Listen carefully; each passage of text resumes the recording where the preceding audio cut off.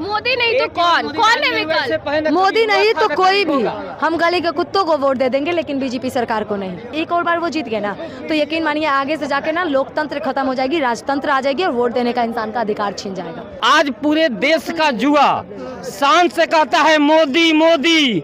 इससे पहले केवल क्या होता था, जाति धर्म ये सब होता था। युवा शान से कहता है मोदी मोदी। इन्होंने क्या बोला कि युवा कहता है मोदी मोदी, बाप की चड्डी फटी पड़ी है फिर भी वो मोदी मोदी। मोदी जी के विधायक कहते हैं, मोदी जी के सांसद कहते हैं कि हमको पार्टी से निकाला तो हम तुम्हारे कोरोना के राज खोल देंगे, हमको पार्टी से निकाला, हमको हाथ लगा के दिखाओ तो हम तुम्हारे सारे राज खोल देंगे।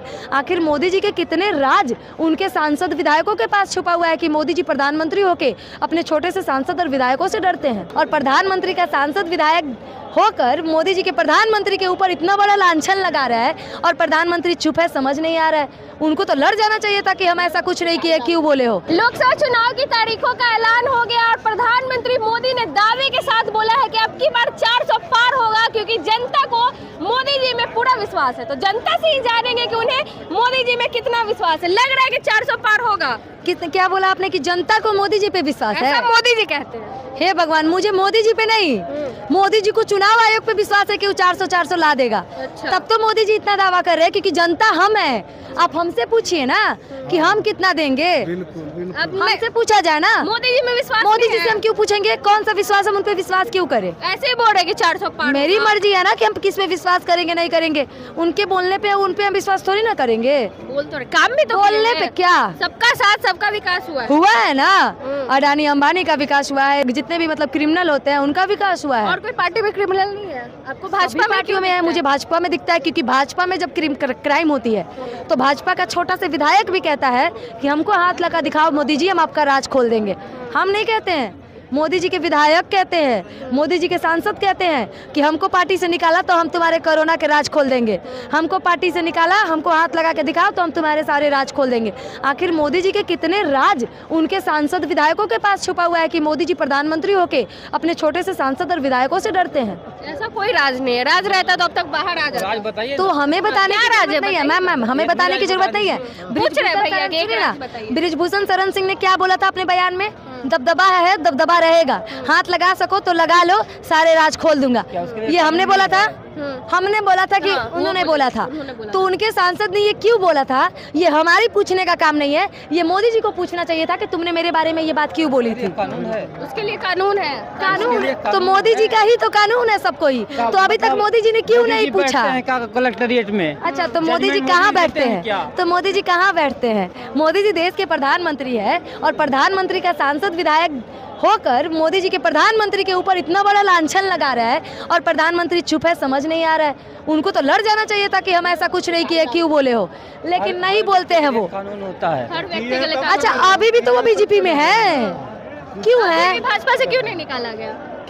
क्यों नहीं निकाला गया? हाँ। गलती सिद्ध होगा तब निकाला जाएगा। अच्छा, मतलब वो बोल दिए कि मोदी जी आपका राज मेरे पास है, ये गलती नहीं है। देने से नहीं होता है, उसको सुनिए, अगर इसके बाद भी देश के प्रधानमंत्री बृजभूषण शरण सिंह को बाहर नहीं निकाले, इसका मतलब मोदी जी के राज सच में विधायक के पास और सांसदों के पास है। डरे हुए हैं। एक है ना एन वीरेन सिंह, मणिपुर के क्या नाम है, मणिपुर के मुख्यमंत्री है, मुख्यमंत्री तो कहते नहीं है वैसे को, वो सीएम जो ये बोलता है कि बेटियों को तो किया गया है, बड़ी घटना नहीं है, छोटी मोटी घटना, लेकिन उनको निकाला क्यों नहीं गया पार्टी से? सिर्फ मणिपुर ही दिखता है, और भी जगह तो ऐसा होता है। सब जगह दिखता है, सब जगह क्राइम। मणिपुर में क्यों पकड़ा जाता है, सब कुछ में भी तो हुआ। सुनिए, वहाँ हम लोग अभी मांग रहे हैं ममता बनर्जी से, हम अभी बोल रहे हैं कि ममता बनर्जी इस्तीफा दे, अगर वो कुछ नहीं कर सकती है तो हम मांग रहे हैं। लेकिन ये लोग क्या अपने सीएम से इन लोग मांगेंगे इस्तीफा? उनसे दिल्ली में मोदी जी इस्तीफा दिलाएंगे अपने उस मुख्यमंत्री को? क्योंकि छोटी मोटी घटना, उतनी बड़ी घटना को छोटी मोटी घटना कहा था इन वीरेन सिंह, और प्रधानमंत्री ने उस चीज पे कुछ नहीं बोला। उल्टा उनको जाकर ये कहना चाहिए था कि तुमने ऐसा कैसे बोला, तुम इस पार्टी से निकल जाओ, लेकिन ये नहीं किया गया। इसका मतलब कि कुछ ना कुछ मोदी जी में बहुत कमियां हैं और उनके विधायकों के पास उनका राज है तो वो चुप है। और सुनिए, अभी अगर ये लोग बिहार की बात कर रहे हैं तो अभी नीतीश जी चले गए बीजेपी में, सरकार बन गया बीजेपी में, लेकिन अभी कुछ दिन पहले अभी जस्ट हुआ है बिहार में इनके लिए, लेकिन क्रिमिनल क्राइम को पकड़ा जाता है, उस पर कम से कम प्रधानमंत्री को जब बहुत बड़ी घटना हो गई। मणिपुर की घटना को लेकर नाराज है मोदी जी? बिल्कुल है, क्योंकि उनको बोलना चाहिए था, वहाँ के मुख्यमंत्री को उनको निकालना चाहिए था। बोले थे ना कि मैं और उसमें भी पहले 2 राज्यों का जिक्र किए थे। और वो भी क्यों बोले थे? क्योंकि सुप्रीम कोर्ट ने उनको डांट लगाया था। ये हम नहीं कह रहे, सुप्रीम कोर्ट ने उनको फटकार लगाया कि आपको इस घटना पे बोलना होगा, तो उन्होंने आया और 29 सेकंड का बयान दिया। तो 29 सेकंड के बयान पे ऐसे प्रधानमंत्री को शर्म आनी चाहिए। मोदी नहीं तो कौन है विकल्प? मोदी नहीं तो कोई भी, हम गली के कुत्तों को वोट दे देंगे, लेकिन बीजेपी सरकार को नहीं। क्यों नहीं देंगे? नहीं देंगे, बस नहीं देंगे, क्योंकि वो आया तो सारे चीज बर्बाद हो जाएंगे। अगली बार से एक और बार वो जीत गए ना, तो यकीन मानिए आगे से जाके ना लोकतंत्र खत्म हो जाएगी, राजतंत्र आ जाएगी और वोट देने का इंसान का अधिकार छिन जाएगा, जो हमें नहीं चाहिए। बहुत मुश्किल से हमें आज़ादी मिली है और इस आज़ादी को हम गवा नहीं सकते हैं। और विदेशों में डंका बज रहा है, विश्व गुरु भारत कौन राम सा विदेशों मंदिर, में? और क्या चाहिए? कौन सा विदेशों में डंका बज रहा है? उन्हीं विदेशों में मणिपुर के लिए थू भी हुआ था। मणिपुर के लिए हर जगह न्याय मांगी गई, लेकिन मणिपुर अभी भी जल रहा है, अभी भी जल रहा है। मतलब मणिपुर के घटना के अलावा पूरे 10 साल में नरेंद्र मोदी ने कुछ नहीं किया। क्या किए? ठीक है, क्या नहीं किए ये पूछिए। अरे क्या किए ये बताइए। आप देखिए, स्वयं चतुर्थी योजना के तहत सड़क देखिए पूरे इंडिया का, एक्सप्रेस हाईवे देखिए, नरेंद्र मोदी का देन है। आप पटना जंक्शन को देखिए कि 10 साल पहले आप आते थे तो कैसा दिखता था, आज कैसा दिख रहा है।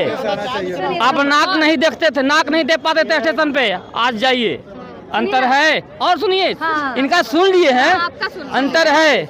आज पूरे देश का जुआ शान से कहता है मोदी मोदी।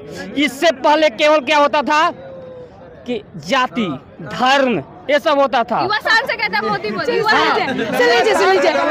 सुन लीजिए, युवा है भैया, कैमरा घुमा लीजिए। कांग्रेस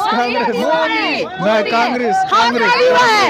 सुनिए, इन्होंने क्या बोला कि युवा कहता है मोदी मोदी, बाप की चड्डी फटी पड़ी है फिर भी वो मोदी मोदी। और सुनिए, ये लोग कह रहे हैं कि मोदी ये किया, मोदी वो किया।